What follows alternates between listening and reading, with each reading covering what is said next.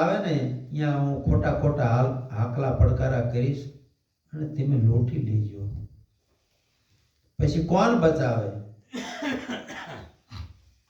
એમ આવા ઓળાવ્યા લીધા હોય આપરે બુડેલા એ બીજાને શું તારે? કામી બાંધે કુંડળીયું જબર જોગીનો વેશ, પાપથી પાસા ન વળ્યા હોય ઈસુ આપે ઉપદેશ.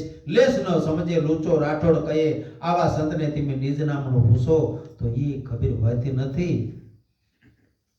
તોય ભગવાન ક્યાંથી ઓળખાવે? જગતની અંદર ઘણા સંતો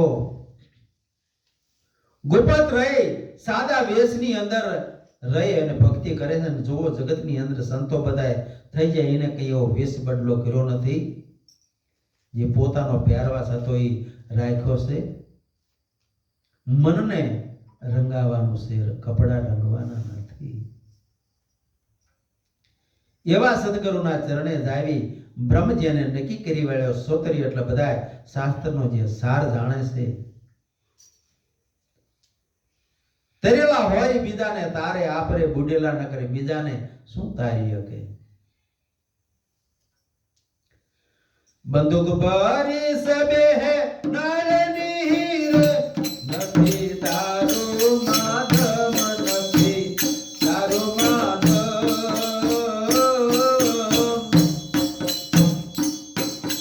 ભડાકો કરીને ભય શું કરે? તાર નથી સાચા નિશાન, નથી સાચા નિશાન.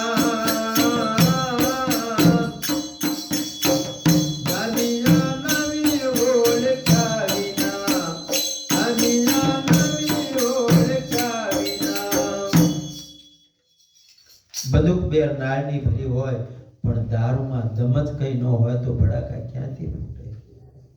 અને ભડાકા ફૂટે તો કદાચ નિશાન તો તાક્યા નથી. આપણે ત્યાં થાંભલીને મારવું છે કે કોઈ ઝાડને મારવું છે કે કોઈ માણસને મારવું છે, નિશાન તો કઈક કાપવું જોઈએ ને. નકર બંદૂકો ફોડેલા બધા ભડાકા ફેલ જાય છે. જ્યાં હોય આપણે બધે બે હાથ જોડીને પગે લાગવી છીએ અને વાહન કઈક લઈને હાલ્યા જતા હોય તો કદાચ કોઈ પાળીઓ કે મંદિર કે મઠ કે એવું કઈ આવે ને તો આપણે હોર્ન વગાડવી છીએ, પણ ધ્યાન રાખો કઈ સાંભળતા નથી. એમ ભડાકા આપણે બધે ફોડી રહ્યા છીએ પણ ભગવાન તો નક્કી કર્યા નથી. ભાઈ તમે કહો ને સેવા કરો છો, કહો ને સાની, હાથની કે પગની કે પાણીની, મને જ્ઞાન બતાવો એક આની. ક્યાં કણે ભગવાન નક્કી કર્યા છે? તો નક્કી કર્યા વગર બધા ભડાકા કરો ને બધા ફેલ જાય છે. એમાં સવારામ બાપા કહે છે, નક્કી કરી લો નામ તમે સમરો સદગુરુ શ્યામ, પરખી લો પુરુષને તમે નક્કી કરી લો નામ, સાચી વસ્તુ સાચું નામ ક્યાં ઠેકાણે છે. પછી તમે ભક્તિ કરો ને તો ભવસાગર તરી જાઓ છો. આપે બનાવી આ દરગાહમાં આપેલો વિશ્રામ. વિશ્રામ એટલે જ્યાં લગન આપણે પોતે પોતાને ઓળખ્યા નથી ત્યાં લગન આપણને શાંતિ મળવાની નથી. સદગુરુના ચરણે જાય અને જ્યાં લગન સમજણ નથી લીધી ત્યાં લગન આ જીવનને સુખ મળતું નથી. ભગવાન જ્યારે નક્કી થઈ જાય, પોતાનો આત્મા ઓળખી જાય, ત્યારે અભય પદ જ્યારે મળી જાય ત્યારે નિર્ભય પદ આપણા મનની અંદર આવી જાય છે અને બુદ્ધિની અંદર તારે બળ આવે છે. કાશીની જાતરા એ ગયો રે, હતો ગુણગાનો ધન, હતો ગુણગાનો ધન.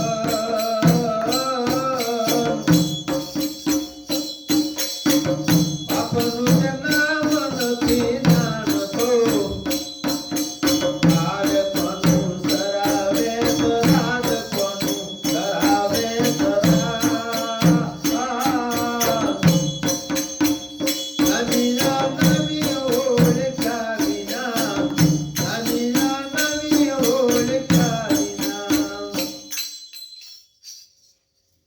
બે ત્રણ ભાઈબંધો હતા નાકાની અંદર. બાપુજી પાછા થયા હતા ને પછી હરાવણું કરવા જાવું હતું. તે કે કાશ્ય જાવું છે. નાકાની અંદર ગુરકાનો દીકરો વધ રહેતો હતો કે મારે આવું છે. આ કાશ્ય જઈને તેણે તો પોતાના બાપનું નામ લીધું અને હરાવણું કરી નાખ્યું. પછી ગુરકાના દીકરાનો વારો આવ્યો કે બોલ તારા બાપુનું નામ કીનું હરાવણું કરાવવાનું. આને તો એની માએ કીધું નતું. કોનું નામ? દેવું. એટલે આપણે હાચા આપણા ભગવાનનું જગતનો તાત છે એ આપણે જાણતા નથી તો આપણે કોના હરાવણા કરવાના? એટલે હાચું નામ જાણી અને પછી ભક્તિ કરો ને તો તમારી ભક્તિ કરેલી ફેર નહીં જાય. રૂપ દેખી બાબણું રે પૂજ પામે છે મોહ પૂરે પામે છે મોહ.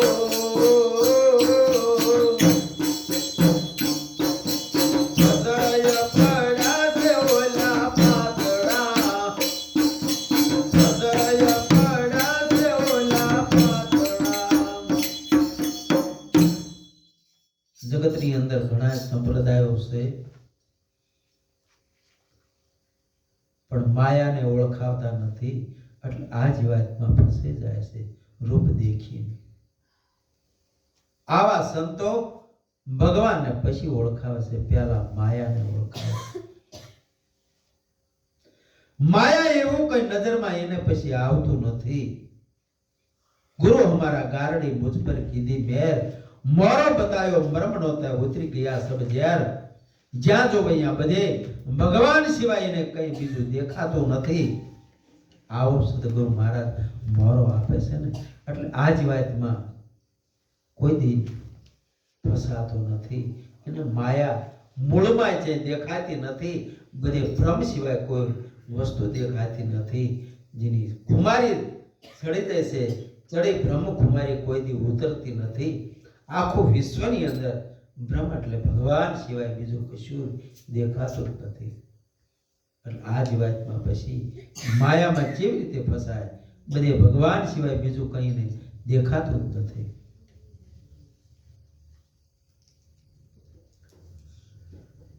નામય નામ ઓળખ્યા વિના રે તેરા પરા બધા ભોગ તેરા પરા બધા ભોગ.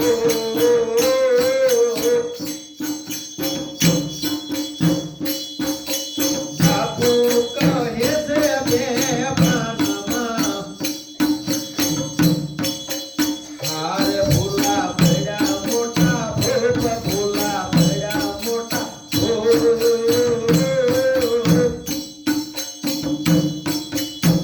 નાનિયા નાની ઓળખ્યા વિના હાર ના આવે બુદ્ધિમાં બળ ના આવે બુદ્ધિમાં બળ. નાનિયા નાની ઓળખ્યા વિના નાનિયા નાની ઓળખ્યા વિના.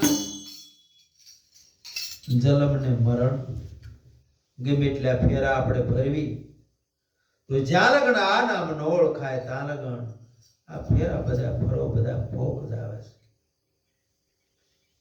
બાપુ કહે છે બધા બે ભાનની અંદર ભૂલા પડ્યા છે મોટા ભોગ. ગમે એટલા ભક્તિ કરી અને અટકળે ભક્તિ કરી હોય ને તો આ બધા ભૂલા પડી જાય છે. સાચો પોતાનું જે નિજ ઘર છે એ જડતું નથી. ત્યાં ઘણા બધા ભૂલા પડી અને ભયમાં જ કરે છે. બમવું ન હોય, 84 ના ફેરા ફરવા ન હોય તો ગમે ત્યાં બ્રહ્મનિષ્ઠ સોતરીય સાચા સદગુરુના ચરણે જઈ અને સાચું નામને તમે જાણી લીજો. નામની અંદર અનામ જેવી રીતે છુપાણું છે. આ નામ જ્યારે આપણને મળી જાય છે તારે નિર્ભય પદ આવશે, જીવને શાંતિ થશે અને આદિ અને વ્યાધિ જે ઉપાધિ મનની હતી ને આ બધી ટળી જાય છે. આવું સાચું નામ છે. સંતો પોકારી પોકારીને કહેશે આ સાચું નામને તમે નક્કી કરી અને ભક્તિ કરી અને ભવસાગર તરી જાજો. સદગુરુ મહારાજની જય. હવે